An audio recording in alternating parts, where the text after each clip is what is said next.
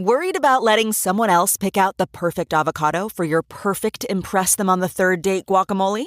Well, good thing Instacart shoppers are as picky as you are. They find ripe avocados like it's their guac on the line. They are milk expiration date detectives. They bag eggs like the 12 precious pieces of cargo they are. So let Instacart shoppers overthink your groceries so that you can overthink what you'll wear on that third date. Download the Instacart app today to get free delivery on your first 3 orders, while supplies last. Minimum $10 per order. Additional terms apply. Okay, it's time to commit. 2024 is the year for prioritizing yourself. Begin your new smile journey with Byte, and you could start seeing results in just 2 to 3 weeks. Just order your at-home impression kit today for only $14.95 at Byte.com. Byte Clear aligners are doctor-directed and delivered to your door. Treatment costs thousands less than braces. Plus, they offer financing options, accept eligible insurance, and you can pay with your HSA FSA. Get 80% off your impression kit when you use code WONDERY at Byte.com. That's BYTE.com. Start your confidence journey today with Byte. Hey, Prime members, have you heard? You can listen to your favorite podcasts ad-free? Good news! With Amazon Music, you have access to the largest catalog of ad-free top podcasts included with your Prime membership. To start listening, download the Amazon Music app for free or go to amazon.com/ad-free podcast. That's amazon.com/ad-free podcast to catch up on the latest episodes without the ads.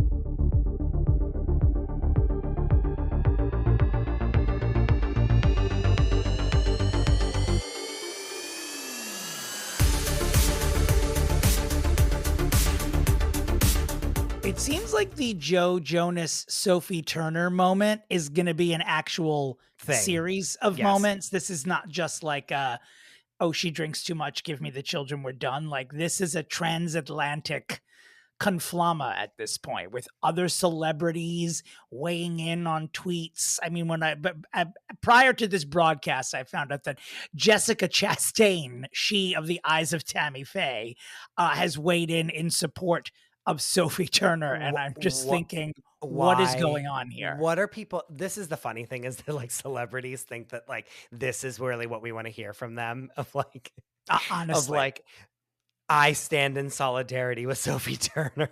Right, like of all the causes to champion, it's standing with Sophie Turner. Roxanne Gay weighed in today on Twitter and was just that Joe Jonas needs to give these children's passports back to their mother. I'm like, which, by the way, this is international intrigue. Which, by the way, like, I also stand with Sophie Turner. Like, I think Joe Jonas is a piece of trash. And like, what are you doing? However, it's like, the minute you go like, oh, I'm filing a lawsuit to the person that I just filed for divorce from, is like shots fired. Can you, and this is not a quiz, but has he really seized the children's passports and is not letting them return to the UK? According to the courts, yes, apparently. Well, here's the thing in a situation like this, especially when you have celebrities going at it with each other. Whoever is the hotter of the two, I'm just going to assume is right. So Sophie Turner, you need to zip it. No one wants to hear from you. Joe Jonas is the winner. I have declared him innocent in all courts of law. And if anyone has photos of him nude, please post them. Please DM them to the Fixing Famous People Instagram page. Thank you.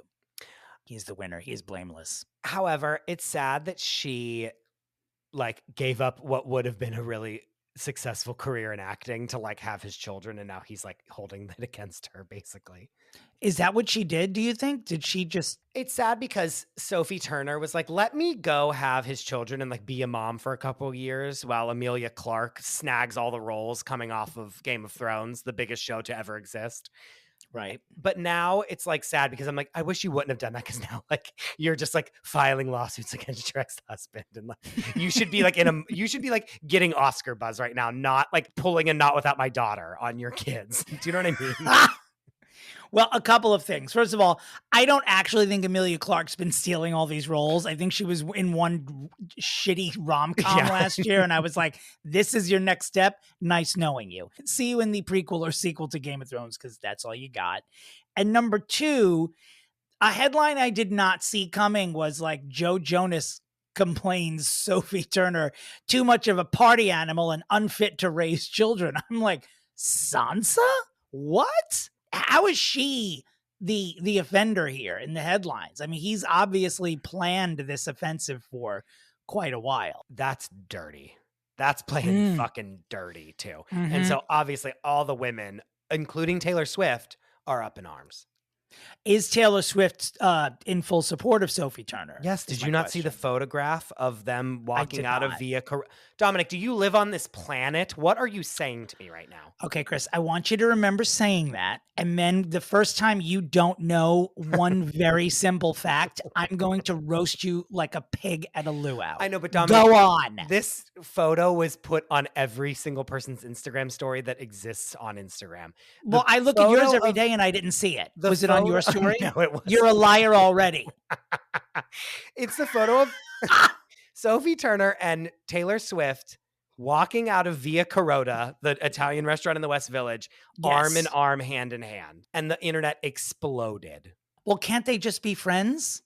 Oh, no, yes. But it's just like Taylor showing her support of Sophie Turner, that being like, I got your back, girl. So that the Swifties are on Joe Jonas's ass. The Christian Jonas machine moves full speed ahead. We like virgins and we don't like drunks. Goodbye, Sophie Turner. Remember when Joe Jonas was the undisputed hottest Jonas brother? And then all of a sudden, Nick Jonas went through puberty and the whole world was like, oh, how you doing, Nick? Yeah, for real. And even Kevin, though, has had a bit of a glow up recently. I mean, if we're going to stop what? You don't think Kevin Jonas is attractive? They're fine, but like, it's so hilarious that they're still famous, in my opinion. Do you think they're untalented? Is that why you're miffed? No, but I don't think they're like terribly talented either. Like, they're fine. That's a mini slam. That's a semi slam. Regardless, it's just crazy. Like the unfit mother, like the lawsuits about the passports. It's dirty. Intrigue. Yeah. I love international intrigue. A transatlantic scandal. It's crazy. I love that. And by the way, to my friend Danielle, who accuses me of using a British accent on this podcast, I did use one then because I said the word transatlantic. I can't wait to see how it plays out. But I don't know. Joe Jonas as a single dad, that's a sexy look. I know. That sad part is like you're like blinded by his beauty and not seeing it for what it is, I feel. Correct. Because I live on planet Earth and I know what makes money. And if you are good looking, nothing else matters. And he is beyond good looking. And also, as such, because he's so good looking, he's a great dad. Okay, you talked about your friend Danielle. Speaking of our listeners, I have two important write-ins to read to you. Please. Someone wrote in and said, I've been binging your podcast and just found out my boyfriend cheated on me with his ex. The first thing I thought to say was, that's clitorally insane. Enter. Really threw him for a loop. I mean, that's an honor. That's an honor. I'm sorry. That is an honor. To be part of people's core memories. Yes. I think that's fantastic. That man will be quoting our words until he's dead and probably never know where it came from. But like, that's clitorally insane. The first thing you hurl at someone that you want to destroy when you hear that they've betrayed you. I'm an honor. That's all. I have to say I've never used the word clitorally while in a rage before. We should be doing it more. I think it doesn't come to my mind then. It only comes to my mind for comedic and conversational purposes, but I don't think I'd ever hurl it at someone in anger. Now I will, though. I'm trying to think of a situation in which I would get angry. I mean, I get angry very quickly at almost everyone. So whatever cashier I encounter next, I will say, you are literally taking too long. Denise. Be like, sir. Well, if I'm lucky. Yeah. If you're say sir. Okay. This is another one. I wish we could laugh more about you being a woman, but a bearded woman. The bearded lady. I get another DM. Yeah. Long Island iced tea emergency, all capitals. Oh, and Pia, someone else was like DMing me and was like, you guys haven't talked about Long Island iced teas in a couple episodes. Like, are you guys okay? Like, should I send you money so you can go out and buy a drink? And I was like, yes. Okay, Long Island iced tea emergency. Or tea-emergency, really, is how Yes, it should have been true. phrased. Should have thought of that. I should have thought of that. I'm on a working holiday visa in Australia. Today I went into a nice bar to give them my resume. They immediately were like, "Do you want to work right now?" Which That's a bad sign. That which is this a bad person says sign. didn't even take my resume. This should have been my first warning sign of what was about to occur. I'm in the middle of my 3-hour, quotes, trial shift, and the bartender slips me and my roommate from Denmark, who is also doing the trial, a drink and says, "Try this," like he was so proud of the drink he concocted. It was light green and tasted delicious.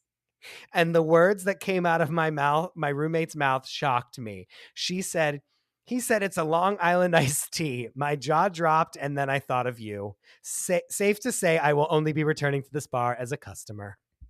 Why even that, actually? Why would you even walk in there, girl? No, walk around I would avoid even walking past the storefront. What was the green ingredient, I wonder, in the Long Island I iced don't tea? know. I was thinking, like, remember whenever, like, Coca-Cola was green? Yeah. Because it's in, like, it was in Australia, but maybe it's something else. I don't know. Maybe someone added a little creme de menthe, perhaps. Which would be nice. That could be. It would actually class up the Long Island iced tea Yeah. a little bit if it had like a minty flavor. But just imagine being like, here's like a little pick me up while you're doing your shift, and like, taste this drink that I concocted, and it's just a Long Island iced tea. I also love that she's in Australia and she's with someone from Denmark. I mean, how far is this podcast reaching? Who was seated next to her? James Bond? Like, Yeah. where are these people writing in from? When she's like, I'm trying to get a job at like me and my roommate are like sidling up to the bar with our little resumes, like trying to get like a job. And it's like, isn't that like the plot of Coyote Ugly? She goes into the bar and the manager's like, "What do you want to do right now? Like, let's go." And then she like throws her up on the bar, like, right? I bet it was just Tyra Banks playing a joke on us. She's done like she's under an assumed name, and she is fucking with us now because she didn't like when we did a podcast about her. Yeah, probably. I do like, though, if people are like, well, what's the core audience of your podcast? Well, like middle-aged gay men and Australian student bartenders. that drink Long That's Island who iced listens to teas. us. Yeah. And someone also tagged us in something that was like, this bar like refuses to make Long Island iced teas because it's like too complicated or something like that. Oh my God. Just pre-mix it, for God's sake. know, You can right? buy it in the store mixed already. That's how complicated it is. Oh God. But just to let everyone know, we are Long Island iced teas do exist still, and people are sending in their stories. And if you would like to send in a Long Island iced tea story, we would love to read it on the podcast. Please DM us your Long Island iced tea story on Instagram, please. And we do, speaking of Long Island iced teas, without giving too much away before the holiday season, there may or may not be more mention of the Long Island iced tea in the coming weeks. So watch this space. Watch this space, as they say. Speaking of the holiday season, Dominic, I have to tell you that I pulled out a candle today.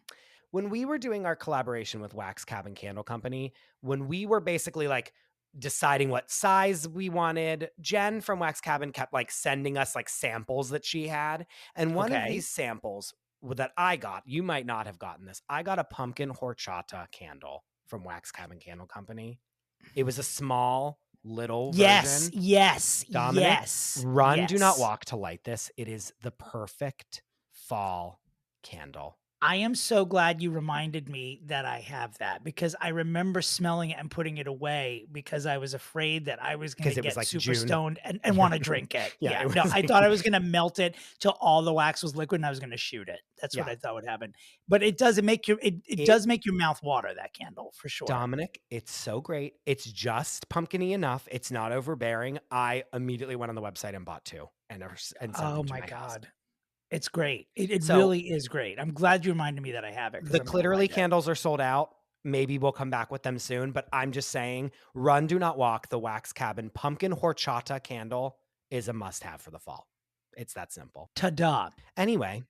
As of press time, which, we record our little intros here on Monday nights, it seems like the WGA has reached an agreement. So hopefully by the time this airs, that won't have reversed itself. But of course, the big news is that all the daytime talk shows can now return. And Drew Barrymore had like a 36-hour vacation after vociferously apologizing and her career being over. A day and a half later, everyone's like, oh, not so fast, girl. Get back and do your shit.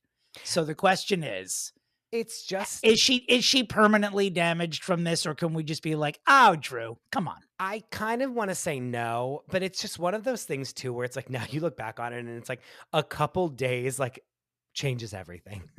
Yeah. Like, if you think you need to do this right now, like, sometimes you don't. Mm-hmm. Like, if you think you need to do something right now, it's like, sometimes you don't. I still maintain that her heart was in the best of places. Sure. Really. Sure. Regardless, it's like, it's funny how just like so quickly everything changes. And then it's like, Right. oh, so in theory, like, if she would have been like starting to film this, they would have just started filming it because that's what they're all going to go back to work. Right. Where else do we need to go right now? Bijou Phillips is divorcing Danny Masterson. And, you know, I think that it's a real testament to what a loyal wife she is, because a lot of people have a high threshold with what they will put up with. And it just turns out that when he's actually convicted of raping a bunch of people, that's where you draw the line. That's when you say, you are not my life partner, even though I've been hearing rumors about all of this for 15, 20 years and just sort of ignored all of it. But now that the court says so, I think I'm going to just live that single life. Oh, Beige. I wish I could say that I even knew who this person was other than being Danny Masterson's wife. Is she famous at all? No. Well, yeah, she is. She's of the Phillips dynasty. I mean, she does have like a small career of her own as an entertainer, but she's not certainly like mainstream at all. Yeah, she was sort of part of like the Perez Hilton delisted gossip moment. She was wrapped up in all that in like 05, 06 around then. She was like a mini celeb. Sure. Okay. You can't say I care. Bitter about not for nothing. It's just like I can't say that I care about anything she does. That's fine. I mean, that's a slam, but it is.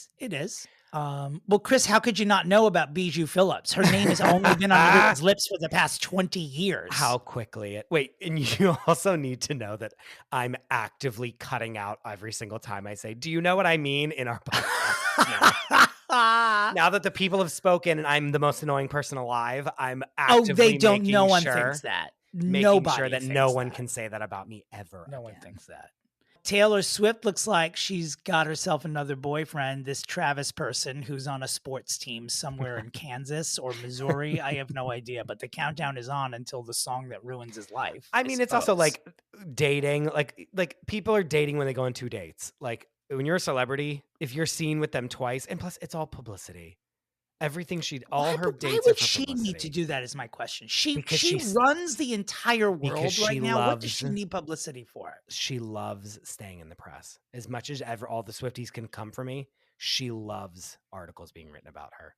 I know that she doesn't want. God bless her, because I will never, ever have enough affection for another human being to sit through an entire football game. So they might as well get married, because that's already, she's already gone a bridge further than I would ever go for anyone by just sitting through that is not true at all. Yes, it is. You've objectified Joe Jonas for like 25 minutes. Men are just like grappling each other and bringing each other to the ground in the most like homoerotic ways possible. See, I don't think that it's homoerotic at all. I don't find football homo. I think wrestling is, but with all the padding and stuff with football, that's nothing. You can't like see their junk enough for what you're liking. I mean, honestly, you've boiled it down to my only criteria. No dick prints, no Dominick. Sorry. We're disgusting. All right. Now, shall we go into this week's Brit Watch? Oh, baby, baby. Brittany Watch. Wait, that's really how poor we are. We don't even have electronic sound effects. They're just made with Foley it. Yeah, we have to do Foley ourselves. Yeah. I mean, Brittany. I'm loving. She's now holding her own phone in her videos. Okay. Which is because Sam Asghari's been kicked out. He took away her ring light, like little tripod that she probably put it on. Like she's like in that most recent video where she's like on that pole and she's holding the phone and videoing it from the mirror. So I'm like, okay, like you are doing this yourself, which makes me half happy. And then I'm also sad because I'm like, you have to hold it now yourself. That's sad. Right. She's Britney Spears and she can't find one person to just hold the phone steady. Or a tripod. You know, it doesn't even need to be a person. It just needs to be like a stick that she puts in the ground, basically. Or just leaning on a shelf. On a and book, dancing under the shelf. Yeah. She's home, so that's good. For a couple of days, I was like, is she alive? And we are now seeing that she's home, so that's good. And like, because you were worried about her international travels. Yes, 100%. Yeah. Didn't see any pictures of her in Italy. So did she even go to Italy? Oh, wait, Chris, how am I not? How did the first week of the Britney Spears prayer chain go? Every day I'm sending a prayer to her. Okay, but you're doing it, but what are other people doing it? Other people are doing it. People are posting their alarms at noon. Aaron Bagwell, obviously in solidarity with me. Right. There's other cookies are posting. I've stopped filming scenes of a television show to make the entire crew think about Britney and send her positive vibes and pray for her. And that sounds like a religious exemption you should have written into your deal memo. 100%. Actually, it's like you have to pray for Britney every day at noon and cannot be disturbed. It should be on the call sheet. And the crew gets their own Brit watch like every day, basically. Like when over walkie, like it's noon, everyone send Britney Spears positive vibes. They're like, how is she doing? Like they're legitimately concerned and on this ride with me now. They are legitimately concerned? Is that what you meant? Yes, they are. As part of Brit Watch, I do think we should discuss the fact that on the forthcoming season of Dancing with the, I'm going to use stars in quotes here. We're just going to like humongous. Call it Dancing with from now on. Like humongous, like, you know, whenever someone has like a birthday and it's like 29 and it's this big, huge, like balloons. That size quotes. Stars. Mylar quotation marks. Yeah.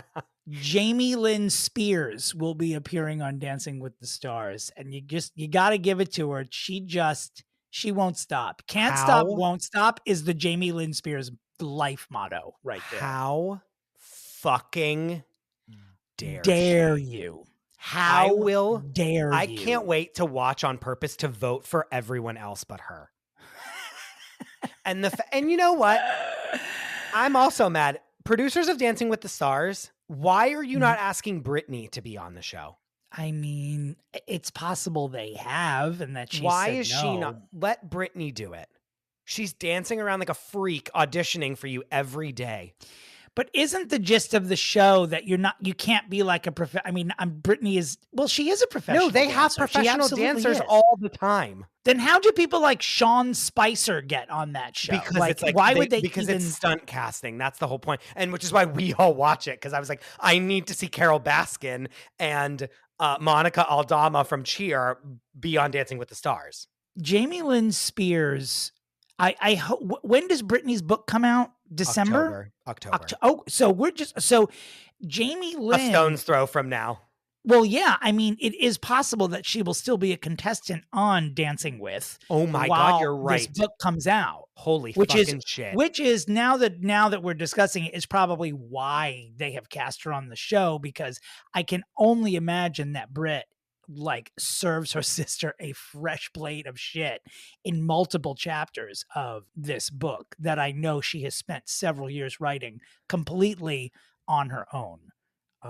Just kidding. She doesn't read or write English, but now I'll watch Dancing with the So-Called Stars, just to see if the judges question her, like, how is your sister? You're so fucking right. Why am I not like rabid to watch the show?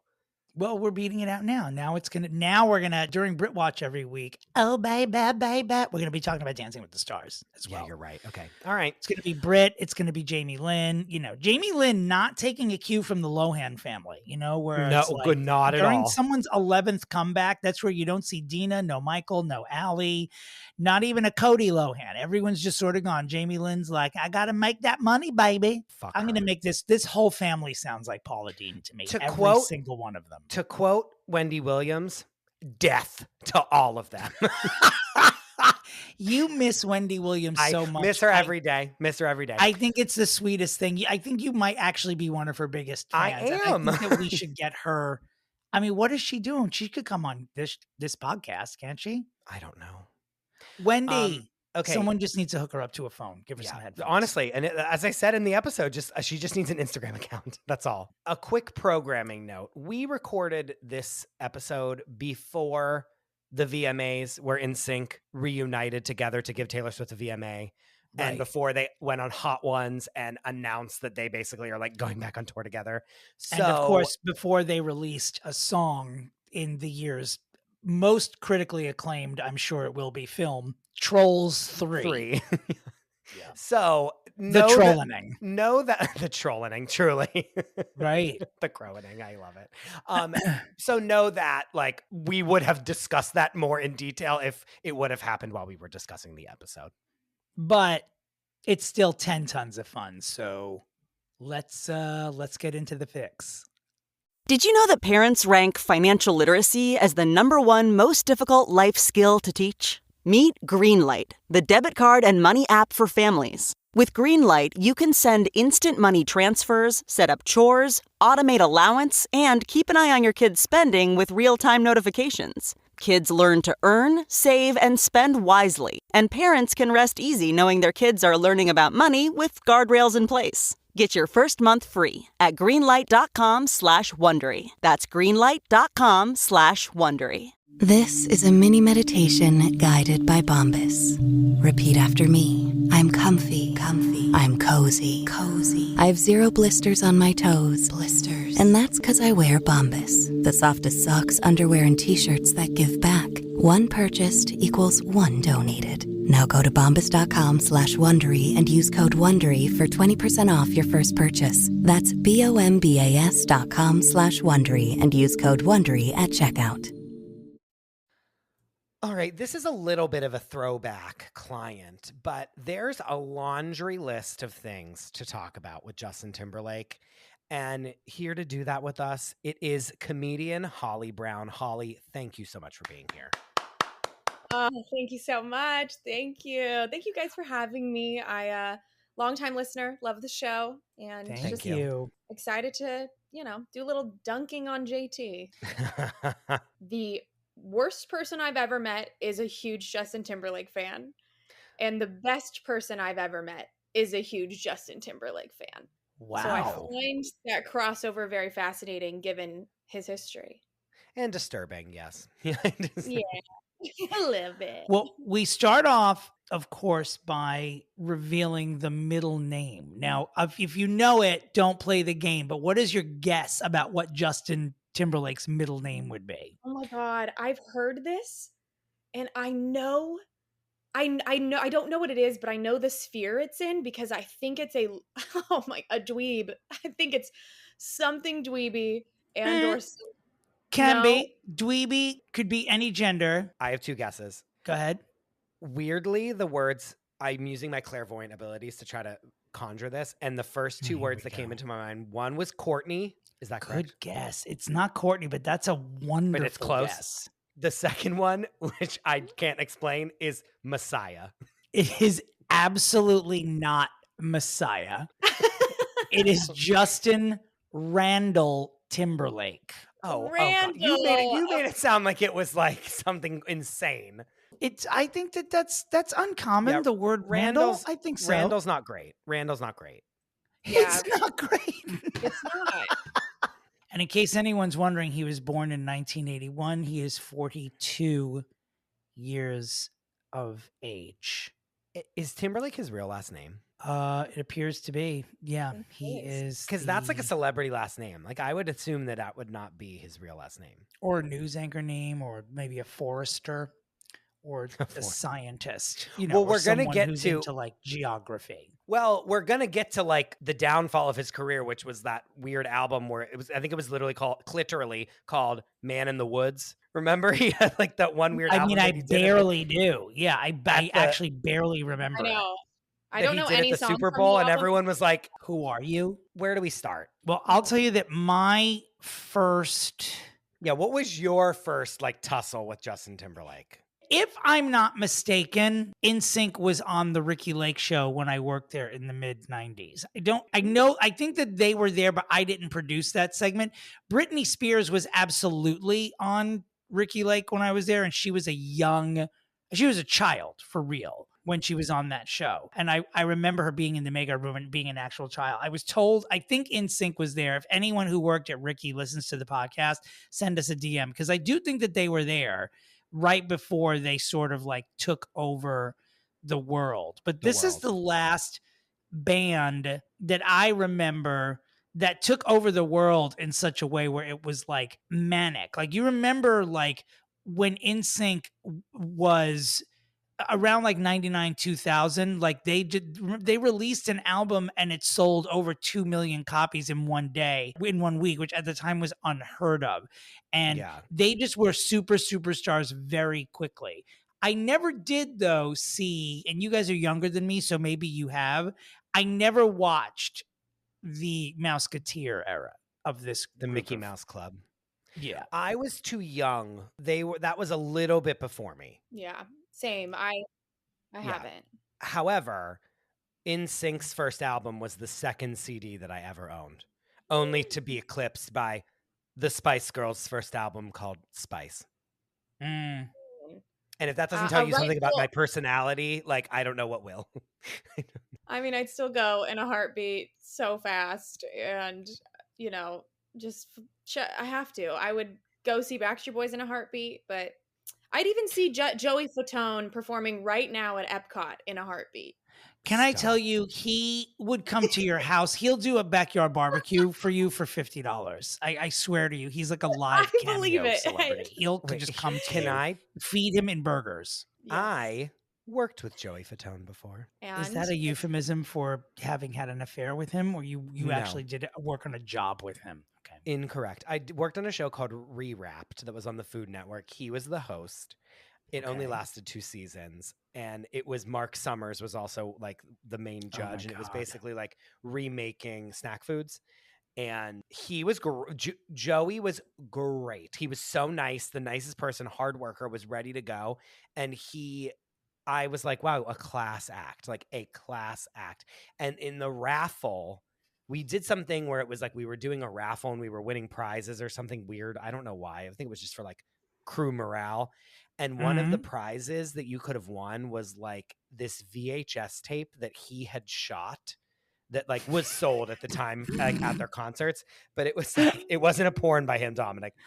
But it was like, he was like, oh, I'm going to be a filmmaker. He's like, I'm going to be a filmmaker. And he would like, did all this BTS like of behind the scenes while they were touring. And it was in a VHS. And he had one of them still in the plastic. Oh my God. I want it. And it's still on my bookshelf in my spare room. You have to bring it somewhere to get it digitized. If you try to play it, it'll just like, melt. That's what I tried to play some old VHS tapes when I was putting stuff together for my parents' 50th a few years ago, and I bought it was a disaster. Like they can't, those tapes can't sit for long sealed up. They gotta you have to bring them somewhere and make sure they like very carefully unfurl it. Yeah, because they can like warp and melt. NSYNC was one of the casualties of Lou Pearlman, the producer that like basically squandered all of their money. Like they got paid like $300. Like NSYNC was taking over the world, as you say, Dominic, and they got paid like pennies, peanuts compared to how much money was actually being raked in by their record label when they first started. That's why they're all on Cameo except for Justin. That's why he's just got like fuck you money. I didn't realize that the Mickey Mouse Club had, I mean, I guess I knew it was like pretty prolific, but it was like Justin, Brittany, Christina, JC Chazé, Ryan Gosling, and this is the new one to me. Kerry Russell, I did not know was part of the whole new Mickey Mouse Club, which makes sense because her hair was so similar to Justin's at that time. It must have been the same stylist. There must have been a spiral curl queen in that HMU trailer who was just like, bring me Justin and Kerry. But right? I've never seen any Kerry Russell from the show, which is funny because I feel like there's so much footage of all the other ones, like Ryan Gosling, singing and dancing his little heart out. He's so good. Kerry Russell's the only one I've never seen them release footage of. And I wonder why. What? I wonder why. Well, because she's like a real actor. She's like, how fucking dare you think that you're going to fucking put this on? Do you know what I mean? She put a stop to it? Yes. Yeah. If that was even an option, who knows how many actors we know were actually Mouseketeers, and we'll never know. Maybe Helen Mirren was in there with them at the time. Helen Mirren is your new Judi Dench. Can I say that? You did say it, and I'm gonna go with it. I want to have lunch with the two of them. You know, when you have like showbiz fantasies about things you would want to do, I have a fantasy that I'm appearing in a play with Judi Dench, Maggie Smith, and Helen Mirren. That they're just like three old ladies every year who go to some cabin in the mountains and do a thing, and I'm one of their sons or grandsons, and I play a supporting role, and it's just the play is just the four of us, and that I get to spend a whole Broadway season just chatting with these three people. And I'm now going to close the door to my head and get back to this podcast. Yeah. You're all welcome for that very cringy trip into what a 75-year-old gay man considers a fantasy. Okay, getting us back on track. First and foremost, Neil would have to just push you off of a cliff after that play wrapped because your life would end. Like you would just, that would be it for you, correct? I think that's how we end anyway. So in a wheelchair off of a cliff at some point. That's how I'm going to end probably soon with the way the world is going. Yeah, truly, all of us. So NSYNC explodes. He's obviously the front man of the band. It is absolutely unhinged. Like, it is Beatlemania. Like, it is truly the only thing that in my opinion, that's come close to it in recent years is One Direction, which like we were too old for, but like, I don't even think it's that big. I think NSYNC was bigger than One Direction. They were definitely close. I remember the day that it was announced. So I'm looking at Wikipedia that No Strings Attached album in 2000 sold 2.4 million copies. And when it did, it was on the front of the New York Post. And I remember teenagers at a newsstand in Herald Square, like fighting over buying copies of the Post because it had NSYNC on the front of it. And I was like, this is insane. That is a newspaper. It's not... No one's going to care. When Bye Bye Bye was because that was the single of No Strings Attached, we would record it on a cassette, like from the radio, because like you could, until the album came out, you couldn't hear it unless you listened to the radio and like waited for it. So we would like record it on a cassette on the radio to then be able to play it whenever we wanted to. And we would just play it over and over and over and over again. That is crazy. I'm surprised that you're in an age group that you still do that, because I used to do that. I used to record, and I would record. I remember recording When Doves Cry on the radio when I was 13, because the album didn't come out yet, the Prince album. We're like the last generation that still had that. Like I'm the last generation of humans that I even knew this was a thing. Holly's like, oh really? What's a cassette? Definitely no cassettes, but I did. Yeah, I had no concept of like needing to ever record a song from the radio, because I think I sounded horrible. By the time I was like consciously making my own music choices, I do believe there might have been CD players in cars. What's a car? I'm the last like generation that's like remembers what it was like before the internet. You know what I mean? Before we could just get anything at any time that we wanted. And so it was Beatlemania. All this to say, it was Beatlemania. NSYNC skyrockets to fame. Justin Timberlake is then dating Britney Spears. That then becomes, you know, not only are they so famous, it then skyrockets him even more because he's now dating the most famous person walking this planet, Britney Spears, at the time. They're together. They're saving themselves for marriage, quote there unquote. There is denim absolutely everywhere. I mean, it's just flying off the shelves in our faces. They're wearing denim underwear, denim turbans. They won't stop. They'll never stop. I have a question actually about that. Was this the start of the saving ourselves for marriage purity, like renaissance in like Jonas Brothers? Yeah, as I was going to say, it carried on to like, I don't know, 10 years post that. But I'm trying to think if there was any other popular person at that time preaching purity. Not really. And it wasn't even that it was like she was saying that she was preaching that everyone should do this. It was more that like she was pressured to like not be a slut, like, which is like a huge part of like everyone's comments about JT, like now after like Me Too happens. And then everyone kind of like drudges up all this old stuff about them, is that like, basically like she's pressured by her management society, the church, her Southern society, all to be like, you can't fuck yet. Like you need to be a virgin, even though your dad is quite literally pimping you out to America to make money off of you. Like, you have to be a virgin, because that's the only way any of this stays okay, is that you're not actually fucking people, which is like terrible. But they're like, but please wear your thong on the outside of your pants. We Yeah, do want exactly. Like, however, your underwear will be on the outside. Like, we will see your pubic bone. Please hold this python. Thank you. Yeah. On live television. We will see your pubic bone in every shot of your low-rise jeans. Like, do you know what I mean? Like, however, like, them legs better be closed for business.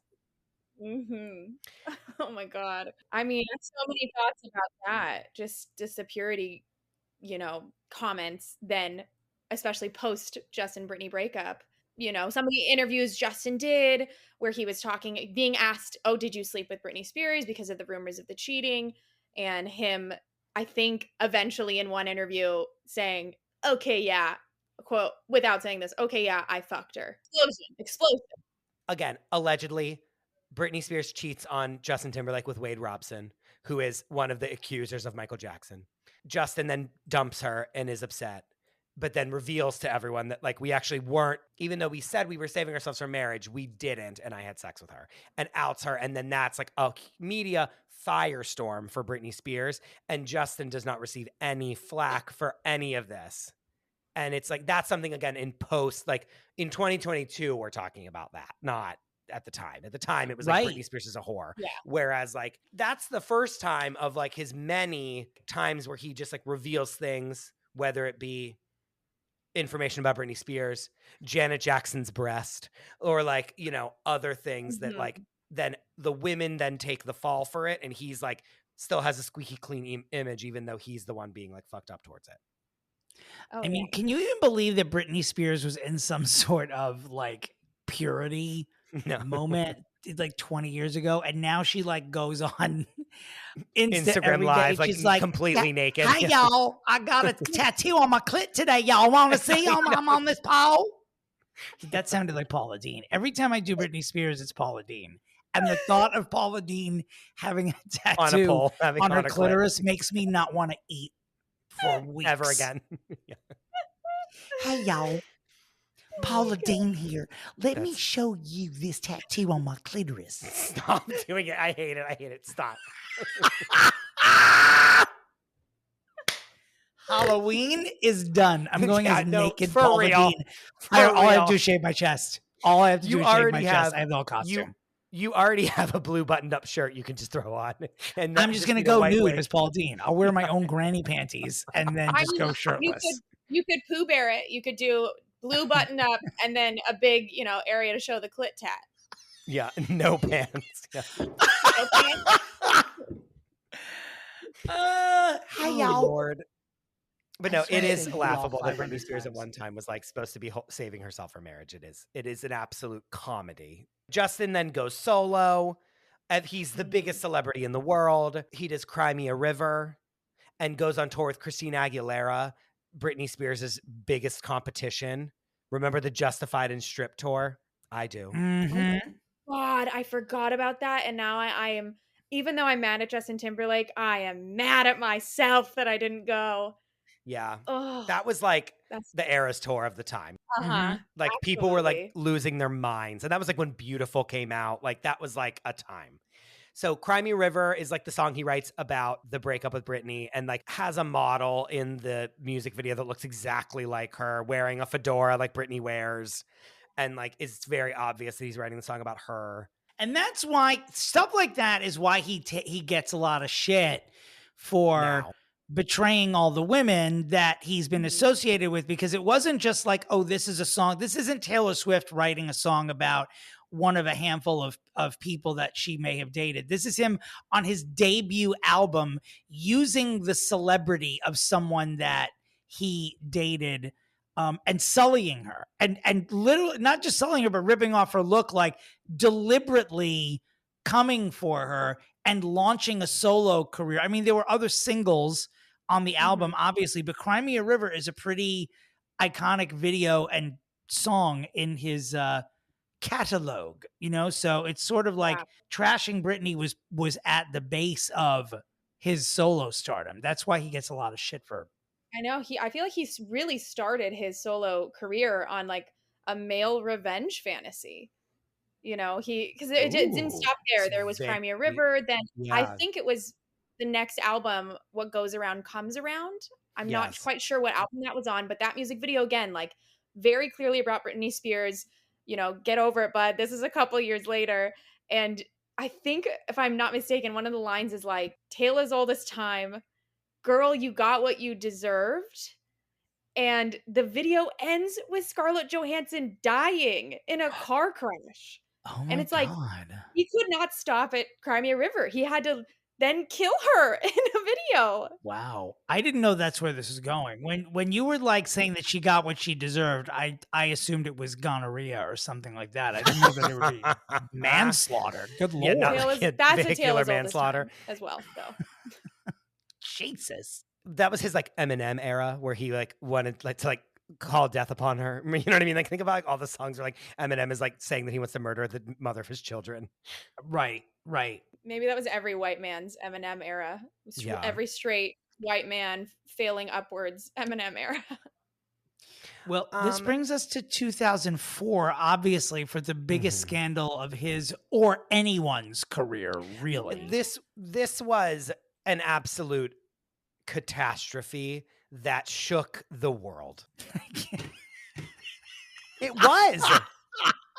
No, it was needlessly. I mean, the most truly, in retrospect, the most ridiculous scandal in the history of modern scandals. It was a titty. Like, I can't believe the amount of people that got bunched about this. Like, it's still decades later, almost now decades later, it's still hilarious. I watched the recent Janet, the miniseries on Lifetime. It destroyed her for a time. And he was, again, in typical JT fashion, not taking the brunt of any of it. And I remember that he did win a Grammy a few weeks after and was very sullen. Remember when he accepted the award and he was just like, I want to apologize to everybody for whipping out Janet's bejeweled titty during Family Hour Dominick. on the Super Bowl.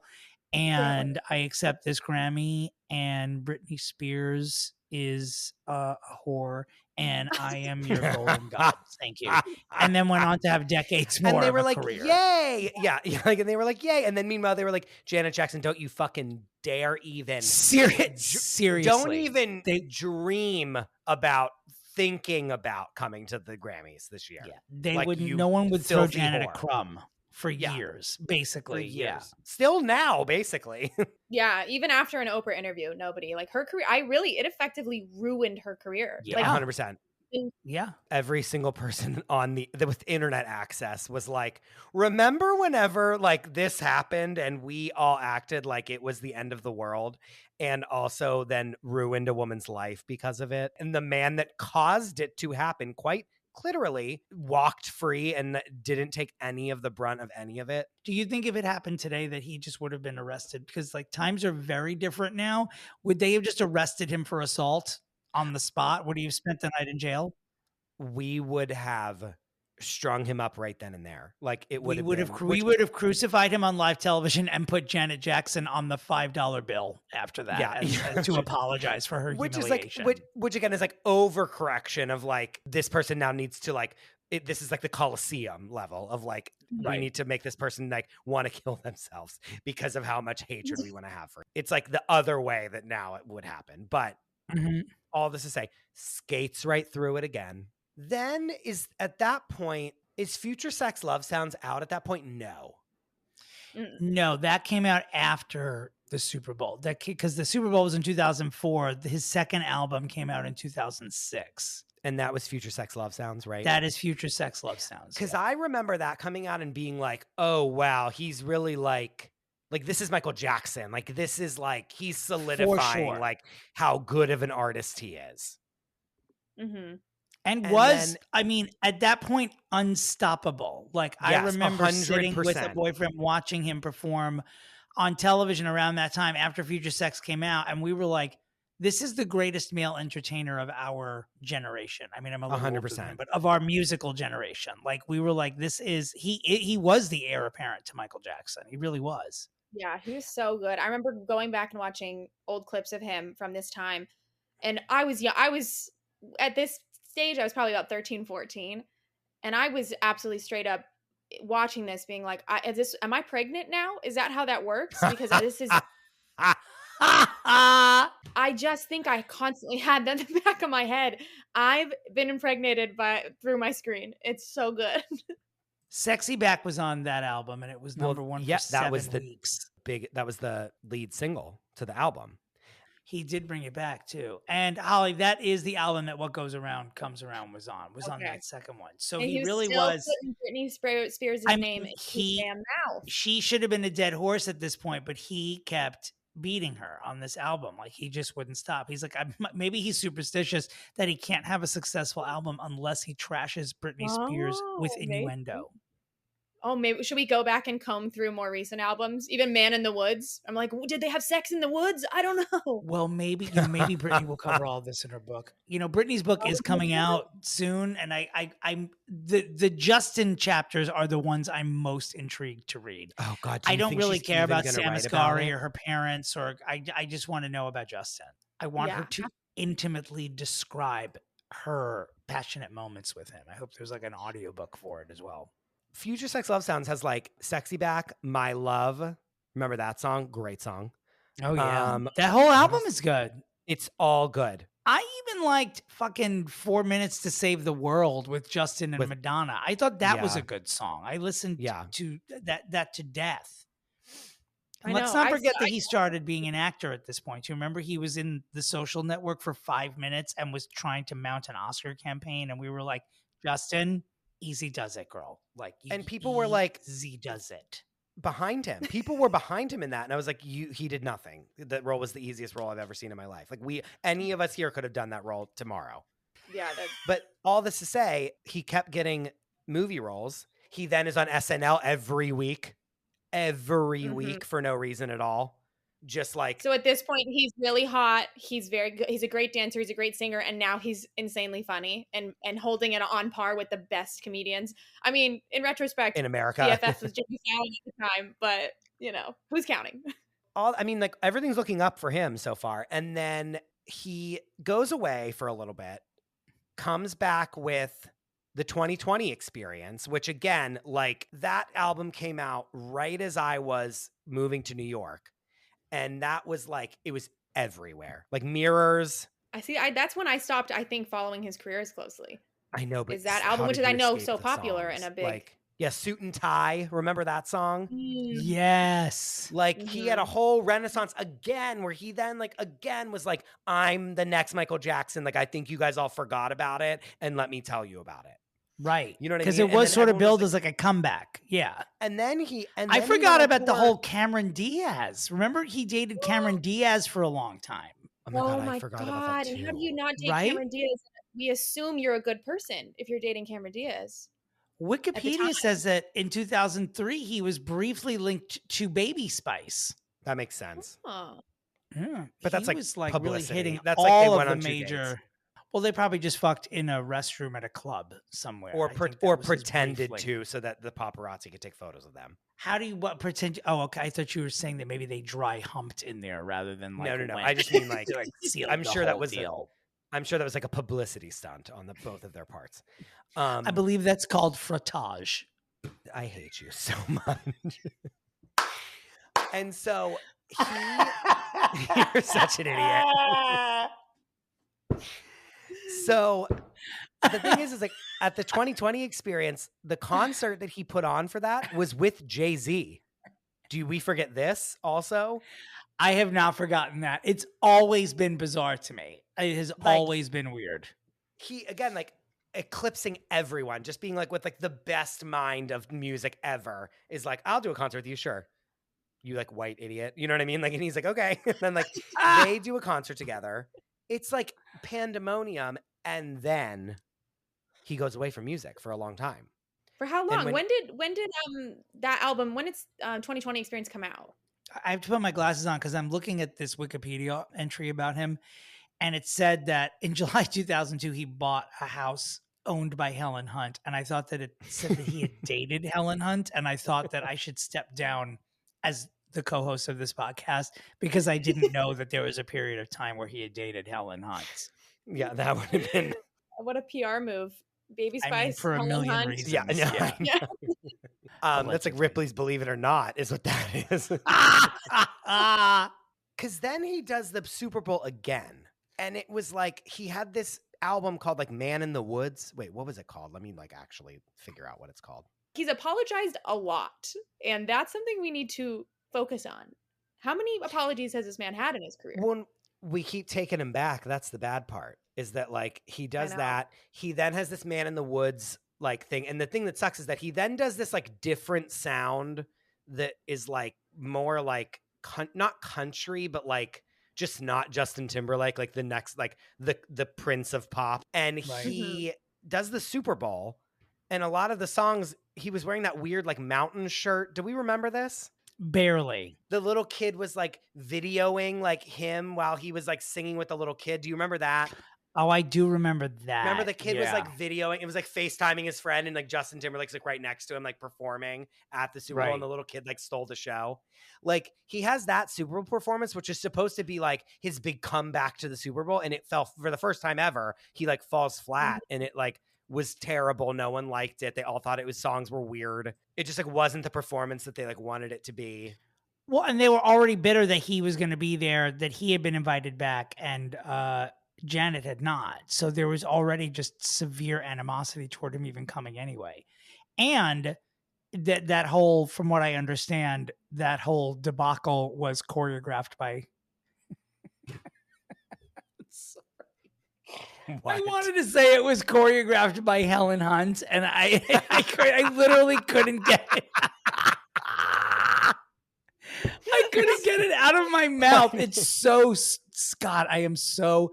When we approach 9 p.m. when we're recording this, I start to get like deliriously stupider than I normally am. Anyway, Helen Hunt choreographed that number. That's why it fell flat, because Helen Hunt is many things. A dancer is not one of them. No, it sure is not. And then coming from suit and tie, I feel like, that rebranding of elegance, class, sophistication, a little added on to his maturity. Then he goes and does like Runway Duck Dynasty. I don't quite know the direction it took, but it was not good. But the other thing that's really bad that happened to him I think it was like during the pandemic, is that he was doing that movie, and he like there were pictures of him like holding hands with his co-star while Jessica Biel was like laying in bed pregnant with his child. And he did like the Instagram Notes app apology that was like, I drank a lot, and although nothing happened with my co-star at all, like I was like disrespectful to my wife, blah, blah, blah, blah, blah, blah, blah. Right. And everyone was just like, holding her hand. And again, that was like, he was just holding her hand. Like they absolutely did not have sex. Like he definitely didn't sexually assault her. Like he definitely, You're only, if you're a man of his age, you're only holding someone's hands if you are then going to place it on your own dick. I mean, stop with the apologies. Because that happened, I'm pretty sure that's why everyone was like, let's dig back and see like what else he did that was horrible to women. Oh, here's the laundry list of things he did to Britney Spears and Janet Jackson. Like, let's just trot this out onto the internet, which then made him really like, that really fucked his shit up.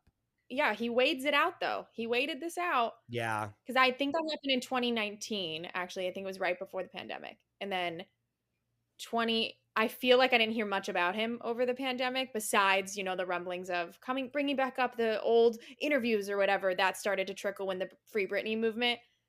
And then I have a little personal anecdote about him. I think. Please, I've been waiting. Yes, please. I have to be careful. There's NDAs involved. We have a thing with the federal government where your NDAs are not, everyone's released from them for this podcast. Oh my God. Okay, then I actually have a lot to talk about.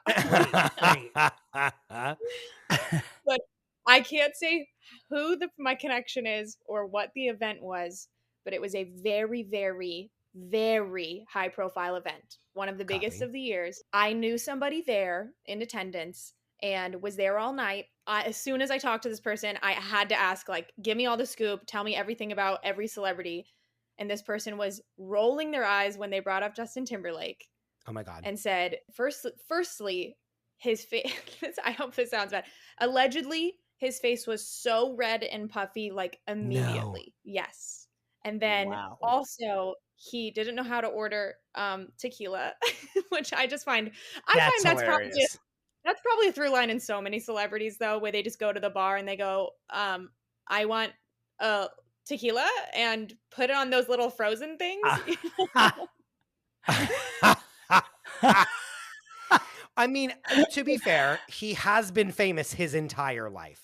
Yes. So I imagine that being something that's very common for other people. To his credit, it was like there was dancing involved at this event. And the person I know was like, it was incredible watching him dance. And like, he is such a show-stopping dancer, even on a dance floor at an event, not being recorded or filmed or anything. That was kudos to him.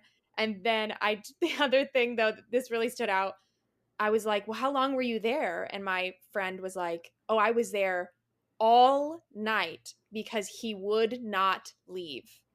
He wouldn't, by himself, would not leave and go home. I'm just saying, like, you know, that Notes app apology about the cheating, the alleged cheating, and saying like, I was drunk and handsy. And then you hear he loves to drink tequila, doesn't want to leave a party. Puffy red face. At the same time this was going on, I think I remember him being on Candy, the Hulu series with Jessica Biel. Oh yeah. And my first like thought when I saw him in the show was like, whoa, his face is puffy. I immediately, if you go back and watch that, he looked rough. So this was it feels like a dark time for him.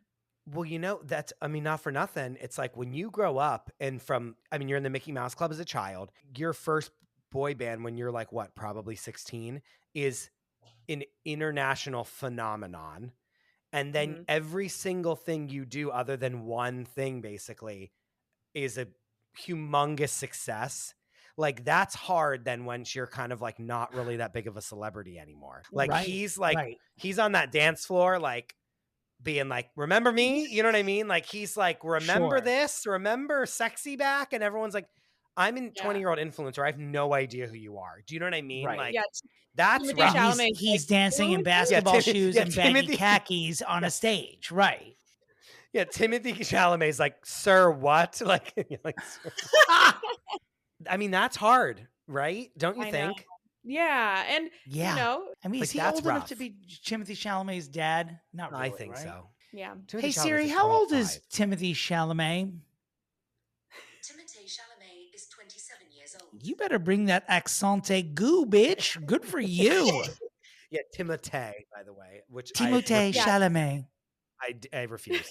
I mean, so like that's the thing is like outside of like us coming down on him for like past crimes as a society, his main problem is that he's like not really that famous anymore. Like he doesn't have the star power that he like used to have. Right. His biggest notable thing is trolls. Well, that and dating Helen Hunt. Yes, those are the two things he will always be known for. No, I forgot. You know, I don't know if she wants to be known for that. So sometimes I feel like I mentally forget. Oh, what's Helen Hunt doing? Where's Helen Hunt? Hey Siri, where is Helen Hunt? Here's an answer from Homehunter.com. Her husband arranged for her burial on a 1-acre plot on a high plateau overlooking Colorado. I have no idea what she's talking about. I don't know what Siri's talking about. She's definitely...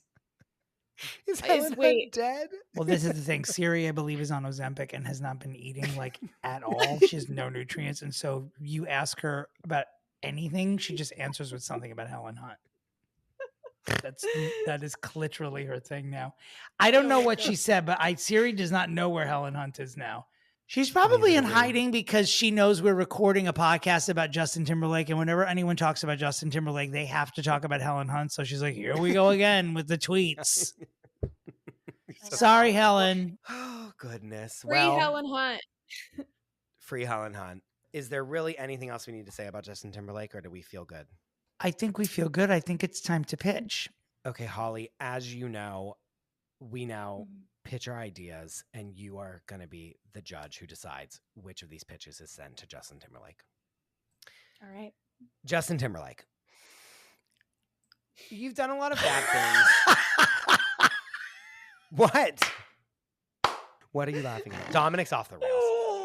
I am it's my favorite part of every episode is when I pause. We have to start doing video of this, because when you say the celebrity's name and then you pause so dramatically afterwards with this giant inhale, I feel like we're doing the listeners a disservice by not putting that on a video holiday card for people you insert their own celebrities.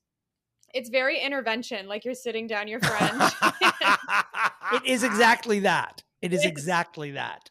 It's how I feel, honestly, is that I'm like, I'm intervening on them. I am like about to tell them about all the reasons why they like need this, which is like what you do when you're like, this is why you should be going to rehab. Like, Justin Timberlake, you have done some things that really are bad. However, much like we've pointed out in this episode, you have technically apologized for all of them. So there is a road to redemption. And although I can't, again, as I have before, steal the thing that's already happening as your pitch, what my pitch is that I know that this Trolls movie is going to come out. You are probably going to reunite with NSYNC. You're probably going to have a hit song. What you are going to do is that when you obviously clearly do this reunion tour that I'm sure you're gearing up for, which is a very smart idea because I 100% would buy tickets and go see them perform. The No Strings Attached album, Celebrity, the NSYNC self-titled album. Like, I'm there in a heartbeat. What you need to do is have a sit-down interview with Oprah Winfrey. You need to talk out all of this. Every single one of these things, like this list that I have right up here that's like BuzzFeed's like 20 times Justin Timberlake was problematic but wasn't called out on it. You're going down the list, baby. You're going to be like, here's this, here's that, here's why this was bad, here's why this was great here. And you are going to address every single one of these things. And you are also going to turn the mirror back on us, because half the time that you did something shitty, it was because we as a society didn't hold you accountable to it. It's going to be a groundbreaking interview. There's going to be a lot of press. And I think that it's something where he needs to take ownership of it, but also show that like this was also society's doing as well. It's going to be hard because he has to toe the line between I'm sorry, but also like you guys also did this, and not seem like a prick when he does that, which is going to be hard. However, if he pulls it off successfully, everyone forgives everything that happened. We forget about Crimea River and what goes around comes around, and this is all erased. And then he can like move forward and come out with a new album, or like, you know, whatever he's going to do with NSYNC, which I'm assuming is going to be a reunion tour / maybe new music with them, will then move forward and like give him a clean slate. And that's my pitch. Can I offer a pitch for a name of what the interview should be called? Yes. I think it should be called the 2020 is hindsight experience, the interview. Wow. That is a great pitch. I mean, that's a great title for real. All right. I love it. Dominick. Justin Randall Timberlake. Courtney Messiah. Show me your dick. No, really, he should get an OnlyFans. That's my pitch. Good night. That is not my pitch, but I would pay. You would sign up for it. We know. 100%. Yeah, I mean, he's turned into a bit of like a daddy dork, but he's still, you know, he's still worthy of objectification on this particular podcast by this particular homosexual. Justin Timberlake. I think that on a midnight in the not too near future, I want to be texted by every person I know that a surprise single, a duet with Britney Spears, has dropped.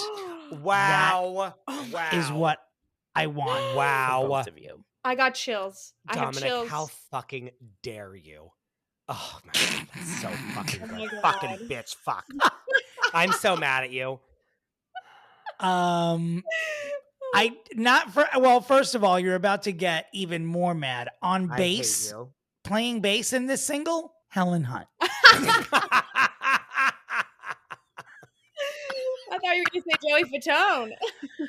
You know what? I was going to lean into, but I wouldn't put Janet in this category with him. He's not worthy of duetting with Janet. And I wouldn't put her in the mix here, but a Justin Brittany, a double denim reunion. And we just sit Jessica Biel down and say, this is the thing. We're going to tell people they're fucking while they tour with this song, and you need to be quiet, Jessica Biel, because there are generations of people that need this to happen. Yes, correct. Yeah. Wow. I feel like she would take it. It solves a billion problems for him. Just duet with Britney Spears, and that's it. And this is how easy it will be.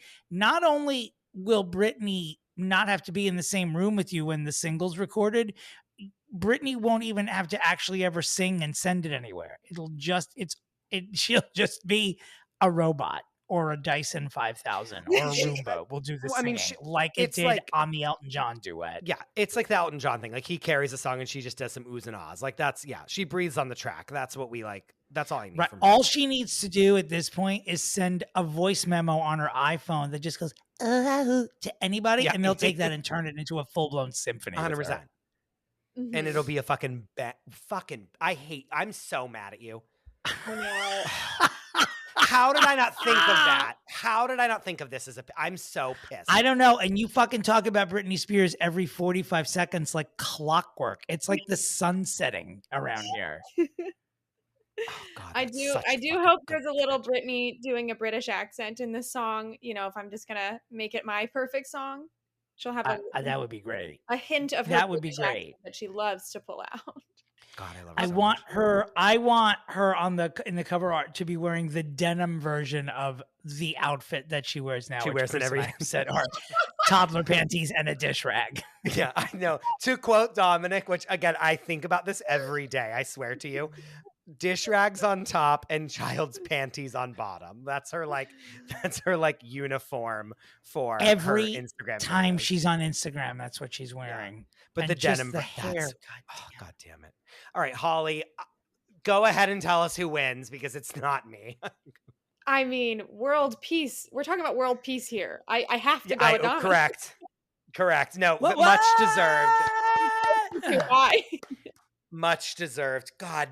I did not come to this broadcast with the pitch in mind. It came when we were talking about her. I'm just like, I just kept thinking, have they performed together like since the Mickey Mouse show? I don't think so. I don't ever recall them honestly even doing like. Yeah, no, not in. And this is the time. Bring them back together. They are the Liz Taylor and Richard Burton of the late 90s and early aughts, and it is time. It is time for them to get back together.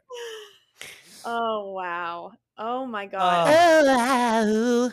I'm spent. Like I'm spent from this, and I'm like rabid for this. Like I'm so upset that this is just a fantasy because I want to hear it so badly. There's just no way it would be bad. Oh. No, it could never be bad. It could never be bad. No. Well, I don't know. I don't think we'd let it be bad. It'll be like, not to bring him up again, it'll be like Timothée Chalamet playing Wonka. The world will like it no matter what he does. Yeah. No. Again, like the Elton John song, like she sounds terrible on it. It does. I'm like, hold me closer. Like, you know what I mean? Like, I'm just like, it's great. Like, I'm like, she's doing amazing. He sounds amazing. It's not even a song. No, it's not even a song. It's like a ringtone. It doesn't qualify as a song. Whoever's writing Kylie Minogue's current stuff should write that Justin and Britney moment, because they need just something like it's stupid and super catchy. Or whoever's writing Dua Lipa's stuff should definitely write this Justin Britney. Yes. Track. And if they made it nostalgic in any way, like harkening back to early 2000s, you know, maybe put a talk sing moment in the song, I'll take that. And again, none of this needs to happen. It can just be her in present on a track, and every single one of us is playing it over and over and over and over and over again. Even if she's just in a video for one frame behind him, just rolling her eyes and walking out, I think that we would be satisfied with it. Like, it could be 1/10 of Kim Cattrall's cameo on Sex and the City to make it worth it for us. Yes. And particularly you. A fedora like Crimea River walks out. Yes. Front facing, lights a match, throws it behind her, lights that house on fire.